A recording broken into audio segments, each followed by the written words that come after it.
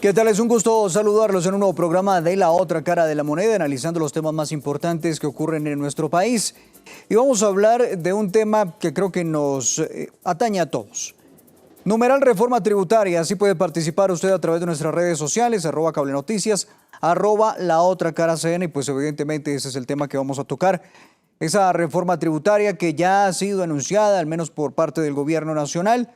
Todavía no se conocen mayores detalles, ya se conocen algunas cositas que podría tener esa reforma tributaria, pero en sí todavía no se conocen los grandes detalles. Desde hace mucho tiempo, cuando empezó esta pandemia, la situación económica difícil que ha pasado el país, se hablaba de la posibilidad de una reforma, pero finalmente ya parece que el gobierno da luz verde a lo que sería esa reforma tributaria para los colombianos. Vamos a hablar sobre ese tema, vamos a analizarlo con las personas que conocen. Por eso nos acompaña Germán Ricaurte, economista. Germán, gracias por acompañarnos. Eduardo, muy buenas noches. Un saludo a toda la audiencia de Cable Noticias y un saludo muy especial a todos los periodistas del canal. Ayer fue el Día del Periodista y es importante reconocer la labor informativa que ustedes hacen. Pues Germán, muchas gracias. Y evidentemente agradecemos por supuesto esos mensajes que hemos recibido por parte de muchos de los televidentes y de muchos sectores por el Día del Periodista que fue ayer, pero todavía seguimos recibiendo esas felicitaciones. Bueno, usted lo decía, aquí el trabajo es informar. Y queremos analizar e informar sobre lo que está pasando con esa reforma tributaria. Se venía hablando de esa posibilidad desde hace muchísimo tiempo. ¿Es oportuno o no es oportuno? ¿Es necesario o no es necesario? Bueno, Eduardo, lo primero que hay que decir es que sí es necesaria una reforma tributaria. En este país muchas veces la gente se alarma cuando se anuncia una de estas reformas y es entendible porque la clase media y las pequeñas y medianas empresas sienten que muchas veces han salido perjudicadas y a veces sienten temor de que haya una reforma que los vaya a perjudicar. Pero estamos afrontando una crisis económica sin precedentes. El Producto Interno Bruto cayó más de 7% el año pasado por la crisis derivada de la pandemia. Por supuesto que se necesita tomar medidas y hacer una reforma tributaria. La gran discusión es el contenido de esa reforma. Yo creo que casi todos podemos estar de acuerdo en que se necesita tomar medidas urgentes, pero el contenido es el que va a generar un gran debate y es qué queremos lograr con esa reforma. Claro, y mire, usted lo decía, un tema como este genera muchas suspicacias y muchos temores entre la ciudadanía, porque muchos creen que les van a meter nuevamente la mano al bolsillo con más impuestos. ¿Hacia dónde tendría que ir dirigida realmente una reforma tributaria para tratar de solventar y para tratar de mejorar un poco la situación económica del país sin afectar tampoco a la gran mayoría de los colombianos en sus ingresos? Eduardo, en primer lugar, esta tiene que ser una reforma que ayude a generar empleo, que genere incentivos a la creación de los empleos, que disminuya la informalidad. Recordemos que más del 40% de los trabajadores colombianos están en la informalidad. Tiene que ser, por supuesto, una reforma que aumente el recaudo para poder subsanar todo ese gasto social que se está haciendo, todas las transferencias monetarias que se están dirigiendo a la población más vulnerable y que se ha visto tan golpeada por la crisis económica. Y por supuesto, tiene que ser una reforma enfocada en simplificar nuestro régimen, en que sea mucho más coherente y ojalá que sea una reforma que nos sirva en un mediano plazo para que no estemos cada 2 años haciendo una reforma tributaria, porque eso también envía un mensaje de inestabilidad jurídica que no es bueno para atraer la inversión. Germán, mire, desde hace mucho tiempo, y usted lo decía, se necesita una reforma de fondo, pero desde hace muchísimo tiempo se viene hablando de lo mismo y mire, otra vez estamos discutiendo una reforma tributaria. Cuando se habla de una reforma tributaria de fondo, estructural, ¿de qué se habla exactamente? Pues Eduardo, uno de los puntos fundamentales, creo yo, es revisar todas las exenciones tributarias, todos los sectores que tienen regímenes especiales, que tienen tarifas diferenciales, que reciben, por decirlo de alguna manera, unos regalos en estas reformas, unos beneficios que a veces no son fáciles de explicar y que no guardan una coherencia con los objetivos que busca el gobierno en una reforma. Por eso hay una comisión de expertos desde hace un par de años evaluando todas esas exenciones una por una para saber cuáles sí han generado beneficios al país y cuáles no tienen sentido y deben eliminarse. Todavía no se conoce el informe final de esta comisión, pero deben entregarlo en los próximos días porque tiene que hacer parte integral de esta reforma. Una vez se estudie toda esa estructura de exenciones, quienes pagan menos por algún motivo, porque se quiere incentivar un sector, pues vamos a poder tomar una decisión sobre si seguimos o no adelante con esas exenciones, con cuáles sí, con cuáles no, y cuáles nuevas se requieren por algún motivo en específico. Ahí hay varios billones de pesos que se dejan de recaudar porque se está tratando de impulsar determinados sectores. Pero lo importante es que esos sectores sean estratégicos para los objetivos del gobierno y no que obedezcan al lobby y a la influencia política que tienen ciertos sectores económicos sobre el Congreso de la República.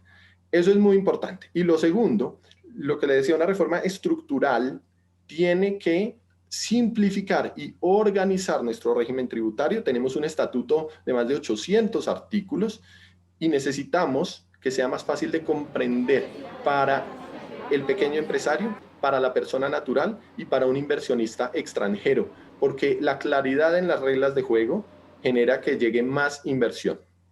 Germán, mire, a propósito, usted hablaba de exenciones y de reducción de impuestos en algunos sectores y que eso tiene que revisarse. Precisamente desde hace mucho tiempo, según los postulados del gobierno, se busca bajar los impuestos a las empresas para que eso también incentive la creación de nuevos empleos.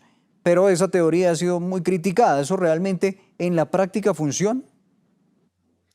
Eduardo, en últimos años, en la década del 2010 al 2020, hubo reformas que abarataron los costos laborales, que disminuyeron los parafiscales.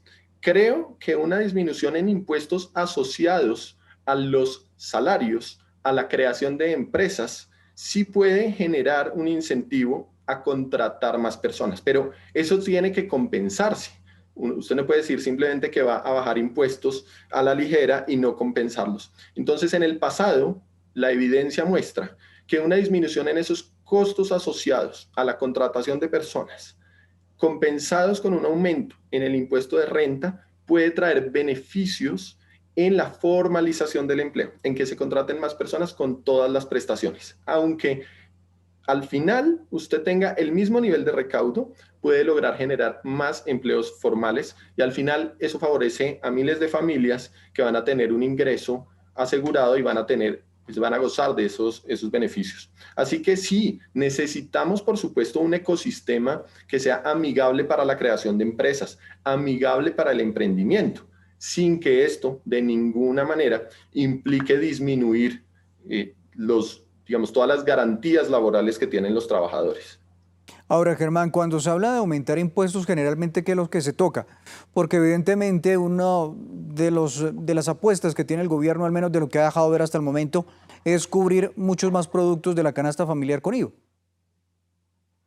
Pues, Eduardo, generalmente se tocan impuestos como el IVA o como la renta.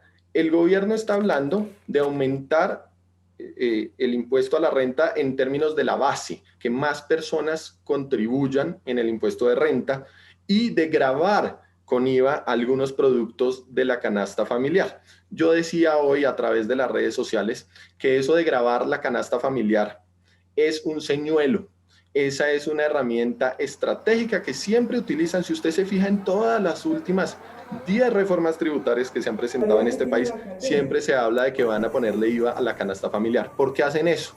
Para despertar indignación alrededor de un solo artículo, para que el debate se centre en eso, para que los congresistas salgan a decir que hundieron el artículo y quedar bien, y luego el resto de la reforma, que a veces son reformas de más de 100 artículos del Estatuto Tributario, pase sin mayor discusión, sin mayor debate, sin mayor polémica, porque la sociedad civil siente que una vez se descarta ponerle IVA a la canasta familiar, ya se logró mucho y ya el resto de los artículos puede pasar. Y yo creo que no podemos caer en esa trampa. La reforma tributaria que presente el gobierno debe ser estudiada con lupa, artículo por artículo, quiénes se van a ver beneficiados, quiénes se van a ver afectados. Yo hoy apuesto 100-1 que no van a gravar más productos de la canasta familiar, porque por supuesto, en una época preelectoral eso no será aprobado en el Congreso. Por eso lo importante es revisar todos los demás artículos. Si están incentivando el empleo, están perjudicando a la clase media, qué exenciones nuevas se están creando y para qué sectores y por qué. Pues es bien interesante ese punto, es decir, que muchas veces este tema del IVA y de imponerle IVA a más productos termina siendo un distractor para meter por otro lado los artículos mucho más importantes y que tal vez tienen un mayor impacto. Así es, mire, es que si yo le digo a la gente que le van a poner impuestos a sus lentejas y a los otros productos básicos de la canasta familiar, pues por supuesto que se van a indignar y toda la sociedad se va a concentrar únicamente en que eso no sea aprobado.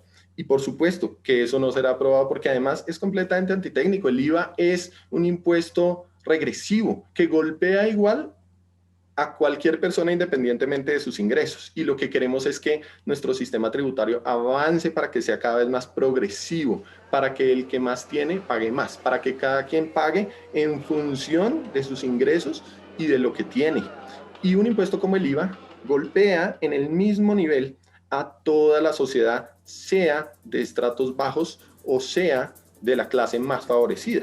Por eso es que yo creo que ese artículo en particular no tendrá mayor futuro y efectivamente es un factor de distracción de la discusión real. Pues Germán, mire, vamos a hacer la pausa y al regreso, por supuesto, seguimos hablando de este tema tan importante. Numeral Reforma Tributaria, así pueden participar ustedes a través de nuestras redes sociales, @cablenoticias, @la otra cara CN. Ya regresamos.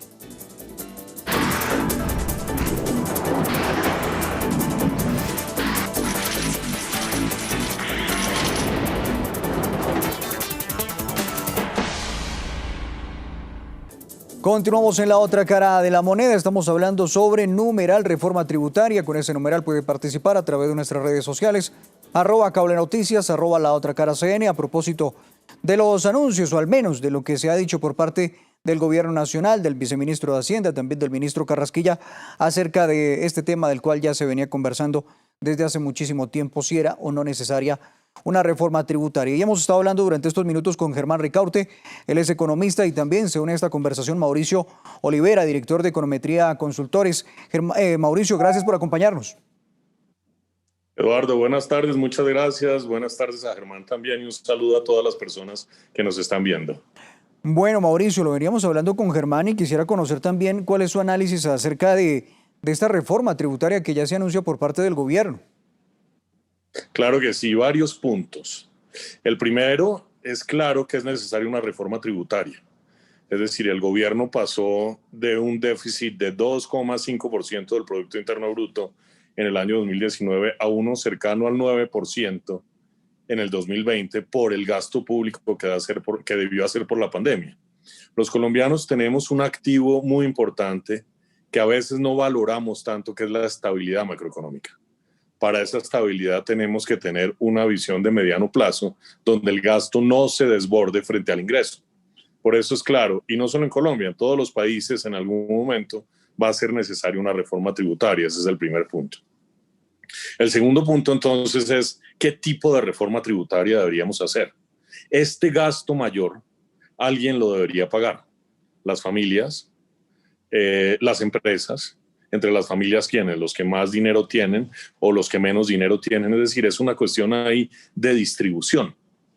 Lo que el gobierno ha anunciado es una cuestión muy valiosa y es que no va a subir los impuestos. Lo que va a hacer es quitar todas las exenciones. Esto es un intento muy valioso, porque en Colombia tenemos un estatuto tributario que parece una malla, donde todo se pasa, por eso no recaudamos tanto. Entonces yo creo que, y esto es una idea de lo que se llama una reforma tributaria estructural, que muchos gobiernos y muchos ministros de Hacienda han intentado. Lo que pasa es que como es difícil políticamente, pues al final se termina subiendo uno de los impuestos, el IVA o la renta. Pero este intento, recuerden ustedes, el ministro Carrasquilla trató de hacerlo cuando era el ministro del presidente Uribe. El ministro Mauricio Cárdenas también trató de hacer una reforma tributaria estructural, en parte lo logró. Y acá viene otra reforma tributaria estructural. Yo creo que ese sentido es valioso, esa forma de hacer la reforma es valioso y tenemos que buscar cómo acogerla. Obviamente acá entra una gran pregunta y es ¿quiénes deberían pagar? Nuevamente vuelvo al primer punto. En general, y acá hay una vieja visión de lo tributario, es que tal vez lo mejor es recaudar bien, es decir, recaudar eficientemente y redistribuir, pero a través del gasto. Si queremos los impuestos para redistribuir es otra cosa, pero para redistribuir los impuestos pues toca hacer todas estas exenciones y tener una malla como el estatuto tributario. Por eso yo creo que recaudar bien y gastar, redistribuir a través del gasto es muy importante. Obviamente el gobierno tiene que comprometerse no solo con hacer una reforma para recaudar y mantener la estabilidad macroeconómica, sino para gastar muy bien. Y los planes de gasto debieron ser y deberían ser los adecuados pues para redistribuir y ayudar a todas las personas y además a todas las empresas. Las empresas son el corazón de la economía. Claro. Tributar más a las empresas yo creo que es muy difícil también. Mauricio, mire, también un punto, y es cómo explicarle a la gente cuando se habla de una reforma tributaria en un momento en el que muchos han perdido su trabajo, su poder adquisitivo, y explicarles que eso realmente no los va a afectar como todo el mundo cree, al menos con un impacto tan importante sobre su bolsillo, sobre sus impuestos. Claro que sí, eso es muy buen punto, Eduardo, y ahí yo le haría una recomendación al gobierno. Tal vez valdría la pena esperar a que lleguen las vacunas y empiece el plan de vacunación, que esta incertidumbre de lo que está pasando se quite y ahí se anuncien una reforma tributaria. Creo que políticamente es mucho más fácil anunciarla cuando el país y los colombianos estén mucho más confiados en lo que está pasando y vean un futuro más claro. No entiendo por qué la anunciaron antes, es una recomendación al gobierno. En medio de esta incertidumbre es muy difícil. Lo que tengo entendido por las declaraciones del viceministro es que el IVA se va a afectar en el 2022 y eventualmente la renta en el 2023, es decir, el próximo año y el siguiente. Pero creo que se necesita más claridad de cómo va evolucionando la economía, cómo se recupera el empleo, cómo se recuperan las empresas para anunciar una reforma tributaria. Es decir, el momento tal vez no es el más adecuado. Eso por un lado, y por otro lado, yo creo que no es necesario solo una reforma tributaria. Es decir, sabemos que se gastó más, que esa deuda hay que pagarla, que tenemos que pagarla a todos los colombianos, pero pensar que con solo abrir la economía y quitar las cuarentenas vamos a volver a la normalidad anterior es un error.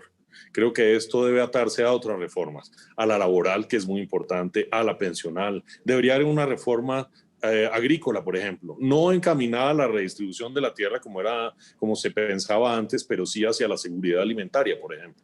Es decir, debe haber una serie de reformas.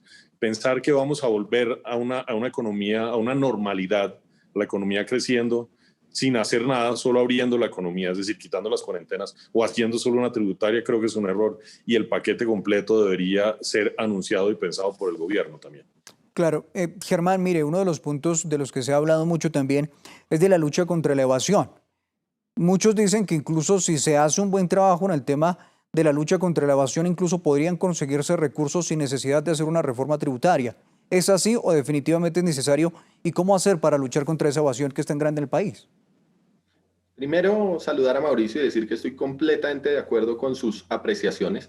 En segundo lugar, sobre la evasión. Por supuesto que hay que hacer esfuerzos más grandes para combatir la evasión. Y justamente tener este sistema atomizado con tantas excepciones, con tantos regímenes diferentes, permite que muchas personas se cuelen entre esos vacíos para poder evadir impuestos. Por eso un estatuto tributario más simple, con menos excepciones y con menos exenciones, va a permitir también combatir la evasión, así como avanzar en la facturación electrónica. Pero Eduardo, aquí hay un punto muy importante y es, necesitamos financiar el gasto social. ¿De dónde vienen los recursos?